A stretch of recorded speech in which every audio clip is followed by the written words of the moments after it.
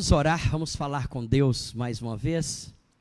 Senhor, em nome de Jesus, estamos diante da Tua face, precisamos que o Senhor nos oriente, precisamos que o Senhor fale conosco, fale aos nossos corações, que possamos entender o Seu propósito, o Seu projeto para nós. Desperta-nos para a compreensão, Senhor, para a compreensão total da Sua vontade, meu Pai, para que venhamos a andar nela. Espírito Santo, Espírito Santo, Espírito Santo, fala conosco agora, em nome de Jesus. Amém. Nós estamos então conversando, ou ministrando, pregando, falando sobre os vazios. Falamos sobre o vazio existencial, falamos sobre o vazio filial, que é a necessidade, o vazio filial é a necessidade de pai e mãe. Já o vazio existencial é a falta de Deus, é a falta do Espírito Santo, é a falta de Jesus na vida da pessoa. E hoje nós vamos tratar sobre o vazio emocional, depois vamos falar sobre o vazio afetivo, sobre vazio social e vazio profissional. Então, cada terça e quinta-feira, uma parte dessa linha, né? Então, hoje eu quero falar com você sobre esse vazio, chamado vazio emocional. Quando se fala do vazio emocional, nós estamos falando de quê? Ora, o mundo emocional nosso, que é o mundo da alma, quando se fala, olha o ser humano, a Bíblia diz que nós somos espírito, alma e corpo. O espírito humano é o lugar onde se torna a residência do Espírito Santo, é o meio pelo qual nós comunicamos com Deus. O corpo é o corpo físico, a alma diz respeito ao mundo emocional. Quando nós estudamos o mundo emocional ou a alma humana, a gente divide ela em três partes: intelecto, vontade e sentimento. O intelecto faz parte do intelecto, o CNC, Sistema Nervoso Central, faz parte dele o cérebro, faz parte dele o cerebelo, o bulbo e assim por diante. Quando nós pegamos assim, olha, ou seja, faz parte então do intelecto. Vontade faz parte dos desejos, desejo de ir, de ficar, de correr, de brincar, de brigar, de xingar, isso faz parte do desejo, faz parte a vontade, e depois faz parte também os sentimentos. Os sentimentos. Aí então, quando nós passamos a entender a respeito dos sentimentos, nós estamos falando de lugar de armazenamento, aonde nós armazenamos as memórias humanas. Tá certo? E aí então, no mundo emocional, quando ele é desequilibrado, ele vai gerar muitos e muitos problemas. E hoje eu quero mostrar para você como é que uma pessoa que nasce perfeita, exemplo, ela nasceu de um pai e da mãe quando criança, logicamente, ela nasce como uma folha em branco. Como uma folha completamente em branco. Vamos pegar essa parte aqui dessa folha, ela está em branco. A partir dali começa a ser escrito nessa folha em branco aquilo que ela vai se tornar. Ou seja, vai colocando as impressões na vida dela do que ela virá a ser. Ela pode vir a ser uma pessoa totalmente equilibrada emocionalmente, ou pelo menos o máximo de equilíbrio, ou então muito desequilibrada emocionalmente. E esse desequilíbrio ele é formado como? Então, abra comigo a Bíblia, por favor, se você tem uma. Lá no livro de Zacarias, no capítulo 13, versículo 6. Zacarias, capítulo 13, versículo 6. Zacarias 13, 6. Diz o seguinte: se alguém lhe disser que feridas são estas nas tuas mãos, dirá ele, são as feridas com que fui ferido em casa ou na casa dos meus amigos. Olha o que está escrito aqui, gente. Logicamente, aqui está falando do momento em que Jesus foi pregado lá na cruz. As feridas na mão dele, que foi feita pelos pregos, pregado com um martelo naquele madeiro. Mas eu quero usar exatamente esse texto para mostrar como funciona, ou seja, o desequilíbrio emocional, como é que ele começa, como ele se dá, como ele se desenvolve. Então olha aqui, se alguém lhe disser que feridas são essas nas suas mãos, o importante para nós aqui é a resposta. São as feridas com que fui ferido na casa de meus amigos. Pronto, aqui, a partir desse texto, começa então o desequilíbrio emocional. Por quê? Por causa da ferida? Não. Porque muitas vezes nós somos feridos na vida, mas somos feridos por pessoas estranhas. As feridas que são feitas por pessoas estranhas, elas com toda certeza, elas geram marcas. Mas dependendo das feridas, tipo xingamento, humilhação, muitas vezes falatório, difamação, isso vem, atinge a mim, a você, mas logo aquilo desaparece. Por quê? Porque foi feito por uma pessoa estranha, por uma pessoa que não tem significado para nós, por uma pessoa que não tem valor sentimental para nós, por uma pessoa que nós não temos ligação afetiva nenhuma. Então são feridas que ficam na lembrança 1 dia, 2, 10 dias, 15 dias, mas daqui um pouco a sua dor dilui e ela desaparece. Porque é bem provável que você não vá ver essa pessoa mais, é bem provável que você não vá relacionar de perto com essa pessoa. Mas as feridas que fazem ou que trazem a instabilidade emocional, que faz a pessoa ser desestabilizada, faz a pessoa ser uma pessoa completamente bagunçada emocionalmente, são as feridas que são feitas na casa de meus amigos. Exatamente.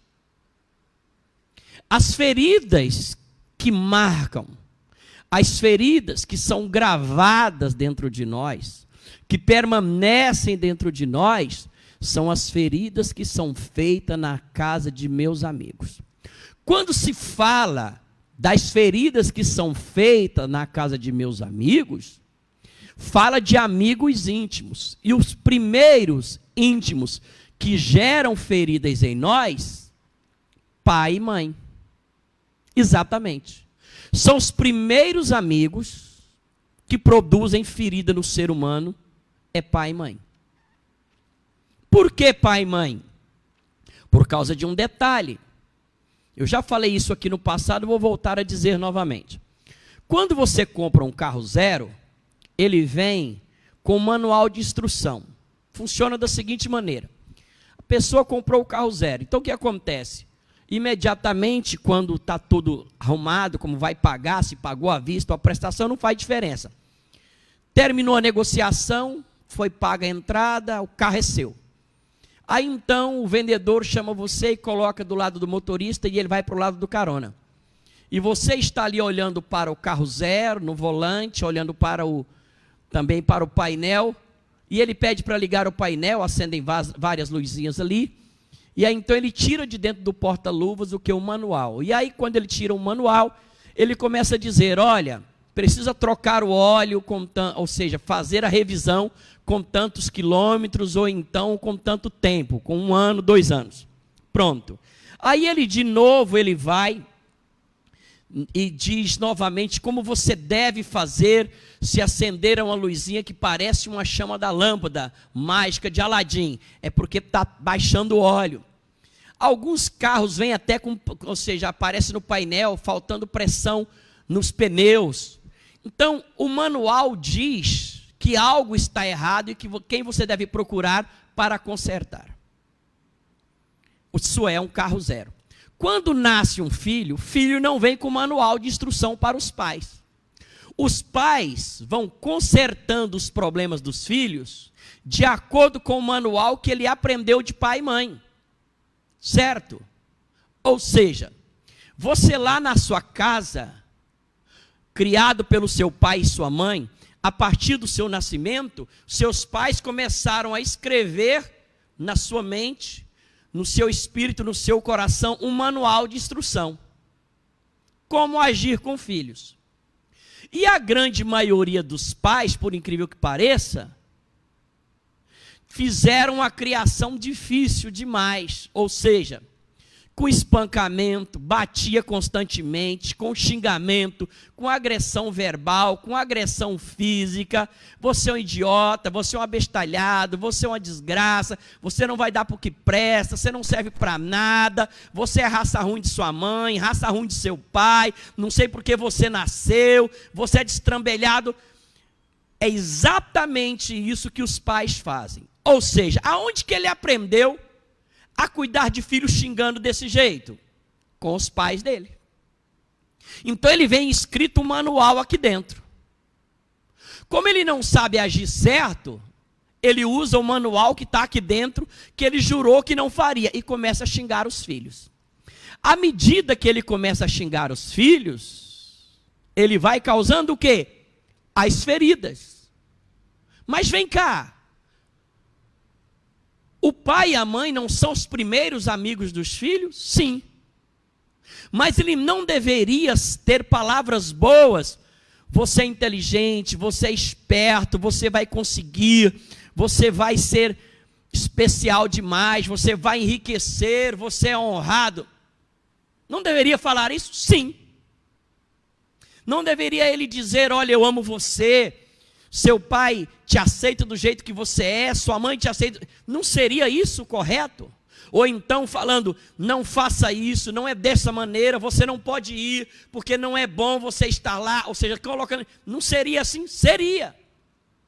Mas, quando vê o pai, a mãe, vê o filho fazendo as coisas erradas, e eles são os primeiros amigos, ele tira de dentro de si os fundamentos que ele aprendeu do pai dele e da mãe dele no manual. E aquele manual, ao invés de gerar correção, ao invés de gerar autoestima, ao invés de gerar nele segurança, estabilidade, sentimento de que ele é amado, de que ele é aceito, aquela forma de corrigir, gritando, berrando, xingando, humilhando, aquele casal primário de amigos que é o pai e mãe, eles geram então as primeiras feridas na vida desse filho. Exatamente. Que feridas são essas? São as feridas com que fui ferido na casa de meus amigos. E os primeiros amigos é pai e mãe. Depois é os irmãos. Que normalmente, em toda casa, tem sempre um preferido e o preterido. Aqueles que são preteridos e rejeitados atacam claramente aquele que é preferido, e o preferido está sempre atacando os preteridos e o rejeitado. Então, pai, mãe, irmãos são os primeiros a gerar feridos e são os primeiros amigos. Depois se tornam os amigos, os colegas, amigos de classe, amigos de sala de aula, amigos vizinhos de colégio, amigos vizinhos de casa. Depois, amigos chamado namorada, noivo, marido, esposa. Então, esses são os amigos. Quanto mais próximo é o amigo, maior é a possibilidade de gerar o quê? As feridas. Então a instabilidade emocional, o desequilíbrio emocional, começam com feridas feitas na casa de amigos. Entendeu agora? Não é feito por pessoas estranhas, a não ser aquelas coisas que um bandido pega, uma mulher estupra, dá tiro, essas coisas. Eu não estou falando disso, eu estou falando de coisas trivial, do dia a dia. Então a instabilidade, ou seja, o vazio emocional, começa aqui. Quando as feridas são feitas pelos amigos primários, que é pai, mãe e irmãos, aquele filho, ele cresce com um vazio emocional muito grande.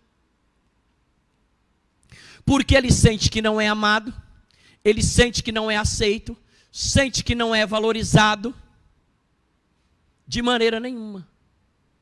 Ele sente, o pior de tudo isso aí, é que ele vai crescendo com aquele sentimento horrível de que ele não pertence a ninguém. Ou seja, meu pai não gosta de mim, minha mãe não gosta de mim, eles não me amam, eles não me aceitam.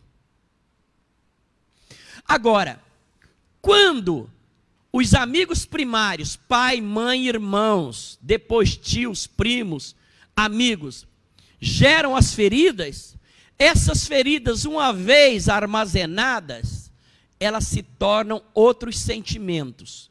Olha o primeiro deles. Olha comigo, por favor, no livro de Salmos, capítulo 6, versículo 7.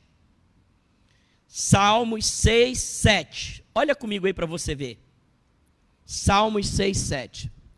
Já os meus olhos estão o quê?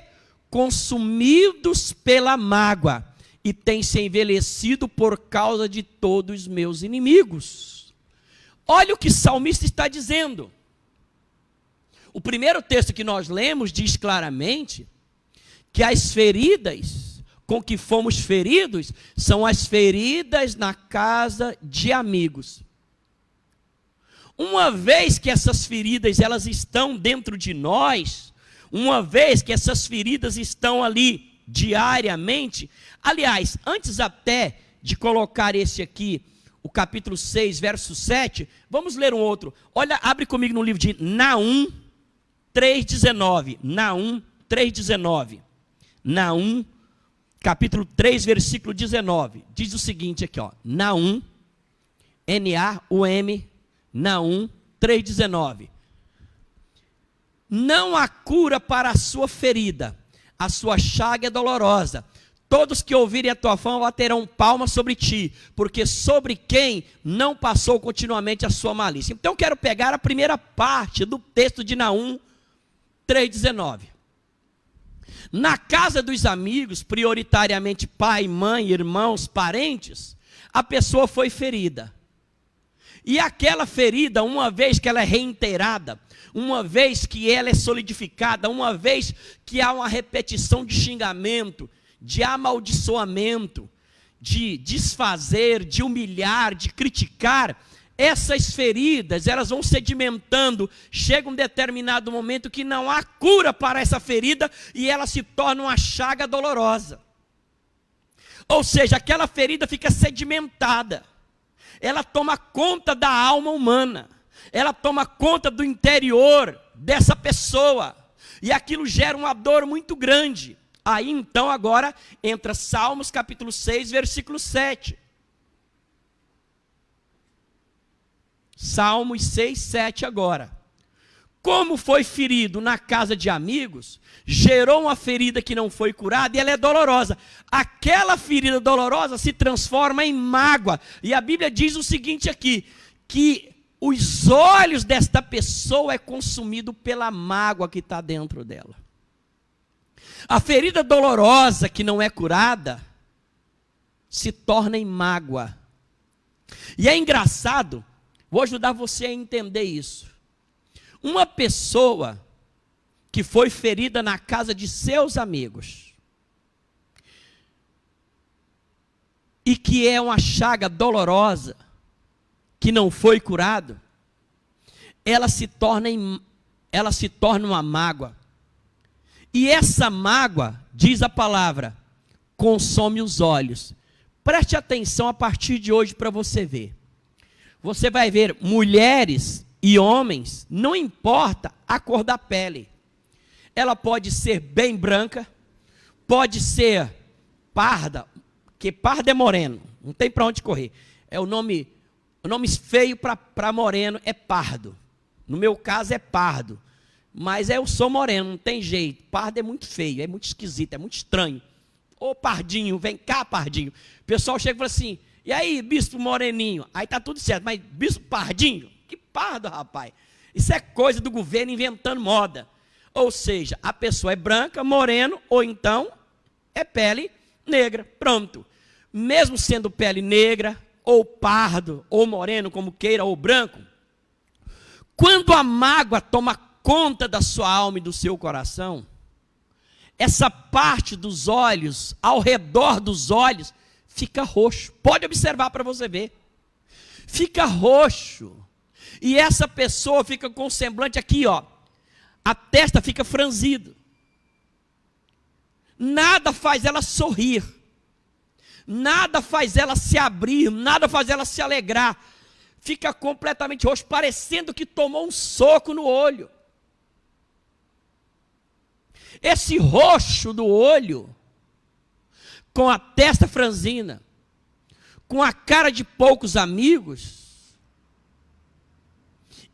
esse rosto reflete o que está na sua alma, a mágoa. Uma mulher, principalmente as mulheres, que mulher, ela não consegue disfarçar os sentimentos. Quando ela simplesmente foi ferida na casa de seus amigos, que ela então tornou-se uma chaga incurável e dolorosa, que se transformou em mágoa, essa mágoa reflete no seu semblante, principalmente no olho arroxeado. Por quê? Porque na verdade o rosto feminino, o rosto da mulher, reflete o que está na sua alma, a mágoa. E a mágoa está lá por quê? Por causa de uma chaga dolorosa. Essa chaga dolorosa está lá por quê? Porque ela foi ferida. Ela foi ferida por quem? Na casa de seus amigos. Prioritariamente pai e mãe, irmãos. Depois, lá na frente, amigos próximos. Depois, marido e mulher. Quando uma mulher é humilhada o tempo inteiro pelo seu marido, xingada, desprezada, menosprezada, essa ferida que foi feita na casa de seu amigo, que é o seu esposo, vai gerar nela então uma ferida incurável e dolorosa. E essa ferida incurável e dolorosa se torna então em chaga, que ela se transforma em quê? Numa mágoa. E essa mágoa, diz, consome os olhos. E é engraçado que quando essa pessoa está tomada pela mágoa, que consome os olhos, é como se afundasse os olhos para dentro, fica meio cadavérico.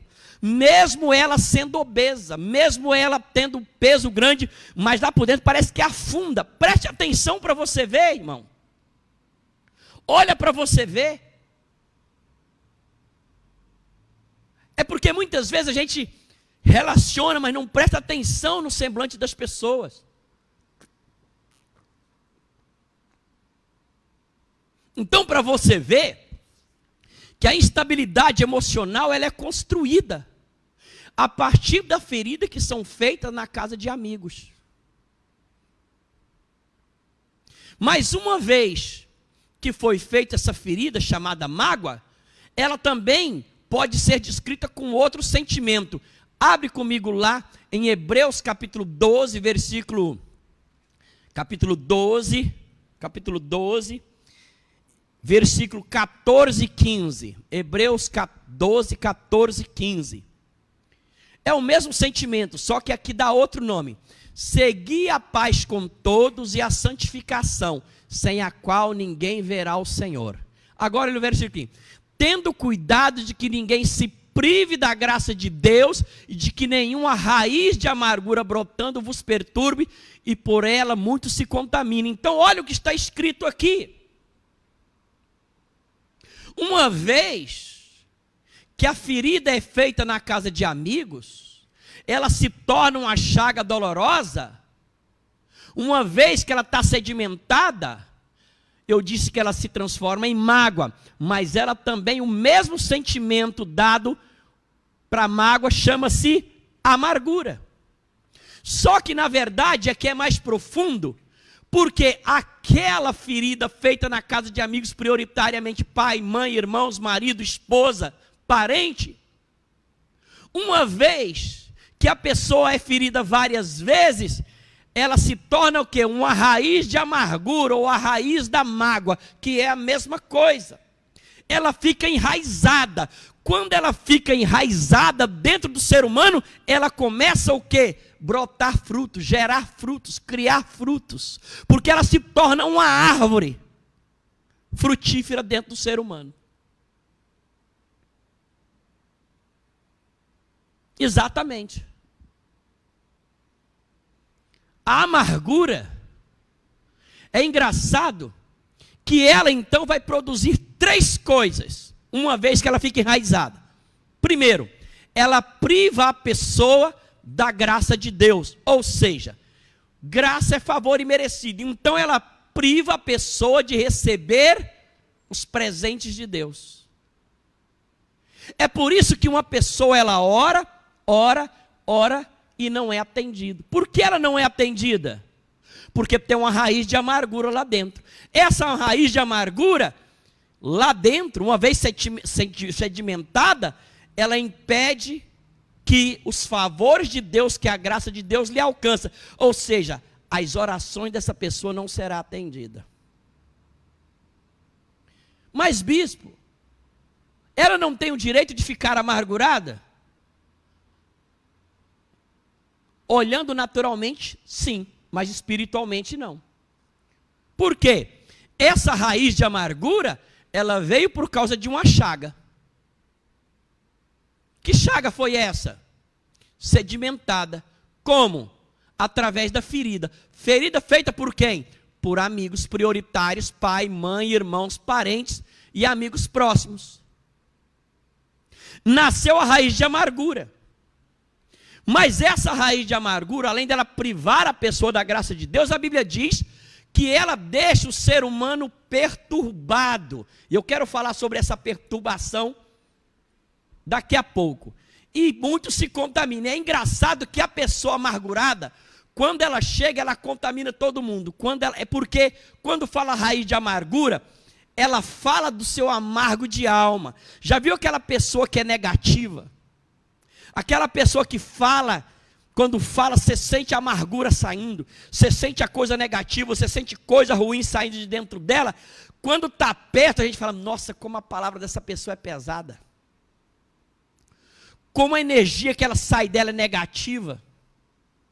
Como que brota e sai dessa pessoa é ruim de se ouvir. Por quê? Porque aquelas palavras começam a contaminar. Quem é amargurado, concorda com ela. Quem não é, sai de perto, para não ser contaminado com a amargura dela. E deixa ela perturbada emocionalmente, desequilibrada emocionalmente. E como é que isso se manifesta, esse desequilíbrio emocional se manifesta? Olha comigo, por favor, o livro de Romanos, capítulo 7. Olha comigo, capítulo 7, versículo 15 agora. Eu quero cumprimentar a Patrícia Carvalho, a Valdirene, a Eliane Viges, o Maurício Amorim, a Dona Lourdes, o Delson Barbosa, a Jamile de Deus. Que bom que estou com vocês aqui. Preste atenção agora. Como é que essa raiz de amargura, que uma vez que a pessoa tem dentro dela, deixa a pessoa perturbada emocionalmente. Como é que essa pessoa emocionalmente perturbada se conduz, se comporta na vida? Como que ela vive? O que sai de dentro dela? Olha o que está escrito aqui. Porque o que eu faço eu não aprovo. Pois o que eu quero, isso eu não faço. Mas o que aborreço, isso eu faço. Então começa aqui. A pessoa que tem a raiz de amargura dentro dela, ela é 2 em 1. Um lado dela, 30-40% é bom. Mas 60-70% é amargura. Dentro dela, ela diz, porque o que faço eu não aprovo. Por que ela não aprova o que ela faz?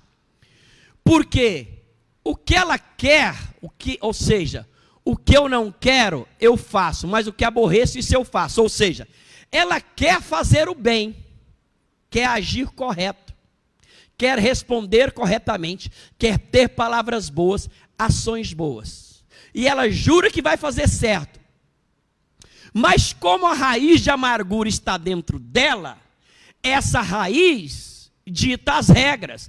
Essa raiz assume o comando da sua alma, porque a raiz de amargura faz dela uma mulher ou um homem perturbado emocionalmente.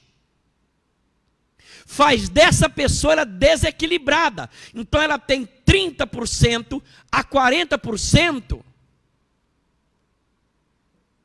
Ou seja, é forte dentro dela, mas 60% a 70% é o que domina. Então, quando ela diz que ela vai ser boa, vai ser maleável, vai ser amável, demora um dia, 2, 3, mas basta acontecer uma coisinha pequena para ela fazer o quê? O que ela aborrece. Exatamente. Ela faz o que ela não quer.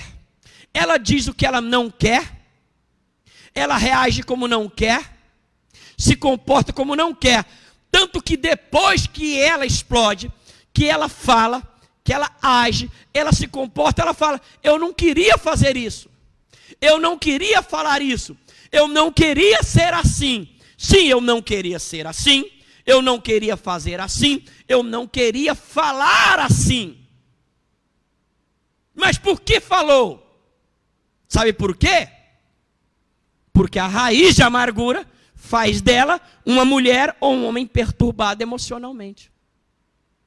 Tem uma raiz que está lá dentro. Quando ela faz o que ela não quer, é a raiz da amargura que está ditando a regra. Dominando ela, fazendo ela ser quem ela não quer. Olha como está escrito agora o versículo 16. Olha para você ver aqui. Se faço o que eu não quero, eu consinto com a lei que é boa. 17. De maneira que agora já não sou eu quem faço, mas o quê? A raiz de amargura, que é pecado, que habita em mim. Ou seja, tem uma raiz de amargura dentro de mim, que ela foi gerada, por quê? Pela chaga que foi sedimentada, como está escrito em Naum. E essa chaga começou aonde? Na casa de meus amigos, prioritariamente pai e mãe, que colocaram dentro de mim. Então lá começou a ferida, que se tornou então a chaga, que se tornou a mágoa que faz consumir os olhos e que gera a raiz de amargura. E a raiz de amargura é o pecado habitando dentro de mim, é o mal habitando dentro de mim. Agora olha o versículo 18 para você ver. Esse texto é interessante, que aí a gente compreende o ser humano, como ele é. Porque eu sei que em mim, isto é, na minha carne, não habita bem algum. Com efeito, ele diz, o querer fazer o bem está comigo, mas eu não consigo realizar. Ou seja, eu quero fazer certo, eu quero ter boas palavras, eu quero ser amoroso, eu quero ser amorosa, eu quero ser afetuoso, eu quero ser afetuosa, eu não quero xingar, eu não quero gritar, eu não quero esbravejar, eu não quero agredir, eu não quero ser essa pessoa. Então ele diz, com efeito, o querer fazer o bem, o querer ser amigável, o querer ser amável está em mim, mas eu não consigo. Por que eu não consigo? Olha o versículo 19. Ele explica, porque eu não faço o bem que eu quero. Ou seja, eu não consigo fazer o bem que eu quero, que eu decidi que vou fazer, que eu prometi que eu vou fazer. Mas o mal que eu não quero, esse eu faço. Por que que eu faço o mal que eu não quero? Porque a raiz de amargura que está ditando as regras. Ela me deixa perturbado emocionalmente, ela me desestabiliza completamente. É ela que faz você ser quem você não quer. É ela que faz você xingar. É a raiz de amargura que faz você gritar. É a raiz de amargura que faz você ser agressivo. Vamos entender melhor ainda? Olha o versículo 20. Ora, se eu faço o que não quero, já não sou eu quem faço, mas quem? O pecado ou a raiz de amargura que habita em mim. Então ele está reconhecendo que tem uma força dentro de mim que está me levando a fazer o que eu não quero. Vamos lá, o versículo 21. Olha que engraçado agora esse versículo. Ache então esta lei em mim, que quando eu quero fazer o bem, ser amoroso, ser carinhoso, afetuoso, boas palavras, o mal que é a raiz de amargura está comigo dentro de mim. Olha as duas leis aqui. Uma que eu quero ser e a outra que eu sou. Uma que eu quero ser bondoso, amoroso e carinhoso, e a outra que me leva a fazer o mal que eu detesto, que eu não quero, que eu prometi que não iria fazer. Agora olha o versículo 22. Porque segundo o meu homem interior, meu homem espiritual, eu tenho prazer na lei de Deus. Quando eu oro, quando eu leio, quando eu estou na igreja, eu mostro, eu tenho prazer na lei de Deus. Agora olha o que está escrito no versículo 23. Mas eu vejo, isto é, nos meus membros, no caso do meu mundo emocional, outra lei que batalha contra a lei do meu entendimento. E o que é que essa lei me faz? Me prende debaixo da lei do pecado que está dentro dos meus membros. Ou seja, eu sou aprisionado pela raiz da amargura, aprisionado pela mágoa. Agora olha o que está escrito no versículo 24. Miserável homem que sou, quem me livrará do corpo dessa morte? Ou seja, quem me livrará o meu corpo, ou seja, livrará a minha alma dessa morte que vai me matando aos poucos, que é a amargura. Eu vou te mostrar claramente agora para você ver. A raiz de amargura, uma vez que ela está lá dentro, ela te deixa tão perturbado, que ela vai gerar em nós, vai fazer com que sentimentos brote através de nós. Então vamos pegar aqui. Toda pessoa amargurada, toda pessoa tomada pela mágoa, ela está sendo consumida. Essa raiz de amargura deixa ela perturbada. E toda pessoa perturbada pela amargura e pela mágoa, ele é um irado por natureza. A ira que faz ela manifestar raiva diariamente está dentro dela. Olha o que está escrito comigo agora, por favor, no livro de Mateus, aliás, no livro de Provérbios 14, 17.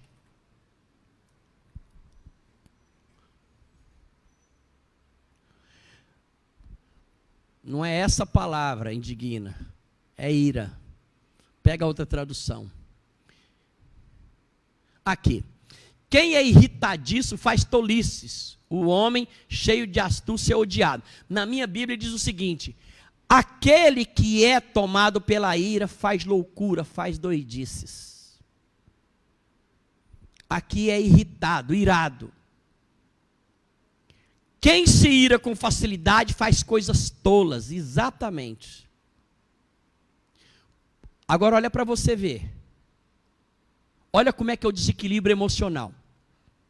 As feridas são abertas na casa de amigos, que faz brotar uma chaga mortal, essas feridas, que faz a pessoa ser consumida pela mágoa, pela amargura. A amargura priva da graça de Deus, a amargura contamina as pessoas perto e a amargura deixa o indivíduo perturbado. Leva ele a fazer o que ele não quer, a ser quem ele não deseja ser. Leva ele a falar o que ele detesta, o que ele não gostaria de dizer. Por que que ele fala então? Porque na verdade, quando uma outra pessoa fala com ela, e ela se sente então atacada, ferida, criticada, aí de dentro dela, a perturbação emocional manifesta de dentro dela a ira. E a pessoa irada, tomada pela raiva, a pessoa irada, irritadiça, faz coisas tolas, faz doidice, a pessoa perde o juízo, a pessoa não mede as palavras, a pessoa xinga, a pessoa humilha, a pessoa critica, a pessoa ofende, diz coisas que depois ela fala: eu não queria falar aquilo, realmente você não queria. Eu não queria dizer aquelas palavras, eu não queria gritar, eu não queria te magoar, eu não queria te ferir. Sim, você não queria, e eu te compreendo, e eu sei que na verdade você não queria. Qual parte de você não queria? A parte boa, a parte 40-30, que é a parte boa, mas existe uma parte ruim aí dentro, 60-70, que é raiz de amargura, que te deixa perturbado. raiz da mágoa que te deixa perturbado, e essa amargura e mágoa foram causadas pelas chagas, e essas chagas estão aí dentro por causa da ferida que foi feita na casa de seus amigos, pai, mãe, irmãos, marido, mulher, tios, primos, amigos próximos. Ou seja, essas pessoas amigas geraram dentro de nós feridas que se tornaram chagas que não foram curadas, e essas chagas se transformaram em mágoa, e essas mágoas é também raiz de amargura, que contamina, que impede a graça de Deus, que faz com que a gente simplesmente, ou seja, a raiz de amargura nos deixa perturbado emocionalmente, e uma pessoa perturbado faz aquilo que não gostaria, porque é a amargura que toma conta, é a amargura que dirige, é a amargura que rege os passos dessa pessoa.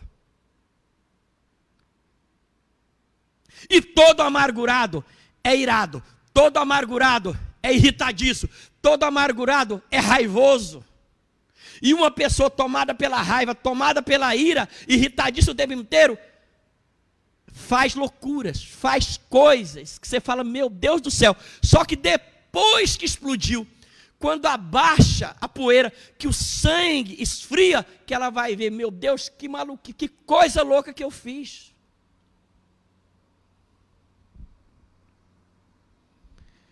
Olha o que está escrito ainda para a gente terminar, Malaquias 3,13. Malaquias 3,13. Vocês falaram coisas terríveis contra mim. Pega uma outra tradução. As vossas palavras foram agressivas contra mim. Pega uma outra tradução ainda. Vamos ver lá. Vocês falaram coisas terríveis contra mim. Então volta a outra, palavras agressivas. Vamos lá. Vocês têm dito palavras duras contra mim. Então olha aqui, ó. Vocês têm dito palavras terríveis, palavras agressivas, coisas duras contra mim. Gente, uma pessoa perturbada emocionalmente, que está sendo dirigida pela amargura, pela mágoa, essa amargura deixa ela perturbada. E ela perturbada, gente, ela é dirigida, como está escrito em Romanos, capítulo 7, versículo 15 até o versículo 25. Ela é tomada pela ira. E toda pessoa irada é o quê? Fala palavras duras. Vamos lá, agressivo agora. Muda a tradução. Mude a tradução. As palavras foram o quê? Agressivas. Toda pessoa irada é agressiva. Tem palavras agressivas saindo. E existe a agressão verbal. A agressão não verbal é aquela que a pessoa decide te punir com silêncio. Não lhe dirige a palavra. Eu não sei qual é pior. Se é ela falar agressivamente ou ela ficar em silêncio para te machucar, para te ferir. E tem outras pessoas que a agressão não é só palavras, é a agressão física. Isso é o vazio emocional. Toda pessoa vazia emocionalmente, é tudo isso que nós acabamos de ministrar. Começou lá, com as feridas feitas prioritariamente na casa de amigos, pai, mãe, irmãos, esposo, esposa, gente chegada, que faz com que a pessoa tenha uma chaga, e essa chaga se transforma em mágoa, que é o mesmo que a amargura, que se torna raiz, que impede a graça de Deus, contamina, mas deixa a pessoa perturbada. E a pessoa perturbada, como está escrito em Romanos 7,15, ela é totalmente instável. E a pessoa instável emocionalmente, porque é perturbada, manifesta-se em ira. E toda pessoa irada é agressiva. Quantos estão entendendo? Que coisa, né, gente? E terça-feira que vem eu quero terminar esse assunto. Hoje eu estou falando da parte ruim do vazio emocional, como ele é construído. E você que chegou agora, eu gostaria que você entrasse no final, no Facebook aí, nessa palavra e ouvisse novamente. Entregue essa pregação para outras pessoas, gente, porque é de extrema importância. E terça-feira que vem, às 3 horas da tarde, eu quero mostrar para você como é que a gente cura, como é que a gente tira a agressividade. Para tirar a agressividade, vai ter que tirar a ira, a raiva. Para tirar a ira, tirar a raiva, nós vamos tirar a instabilidade. Para tirar a instabilidade, nós vamos ter que tirar o quê? A mágoa e a amargura. Para tirar a amargura, nós vamos ter que tirar o quê? A chaga. Para tirar a chaga, nós vamos ter que ir lá nas feridas. E uma vez que a gente tira nas feridas, nós vamos jogar o bálsamo de Gileade, que vai curar as suas feridas. Fechado? Então, terça-feira, às 3 horas da tarde, eu vou continuar com esse assunto. Espero que Deus tenha falado com você. Espero que Deus tenha despertado o seu coração para esse assunto tão interessante e tão sério. Senhor Jesus, o Senhor conhece cada pessoa que está nos ouvindo agora. Sabe o que cada um está passando agora. Sabe o que cada um está enfrentando. E eu quero te pedir, ó Deus, que o Senhor nos prepare para curar essas pessoas, para restaurar essas pessoas. Restaurar a Jamile, meu Pai. Restaurar o Delson Barbosa, a Dona Lourdes, meu Pai, o Maurício Amorim, a Eliene, meu Pai, a Patrícia Carvalho, a Valdirene, a Maria Paula, a Ceia Guedes, meu Pai, todos quanto vierem a ouvir e assistir essa live. Põe a sua mão, que o bálsamo de Gileade esteja conosco na próxima terça-feira, para que haja a cura total e completa. Eu ministro desde já, meu Pai, essa ação do Senhor, em nome de Jesus. Amém, amém e amém. Lembrando que você pode nos ajudar a manter essa obra, essa programação no ar diariamente, com o seu dízimo e com a sua oferta. Vão colocar aqui no rodapé aí, do seu celular ou do seu aparelho, para que você possa enviar para nós o seu dízimo e a sua oferta, que é com ele que nós fazemos a manutenção diária dessa obra, para chegar até você. Ok? Lembrando que hoje, às 19h30, nós teremos mais uma live com o pastor Jorge Zamilute. Deus abençoe você. E até lá, se Deus assim nos permitir. Tchau, tchau.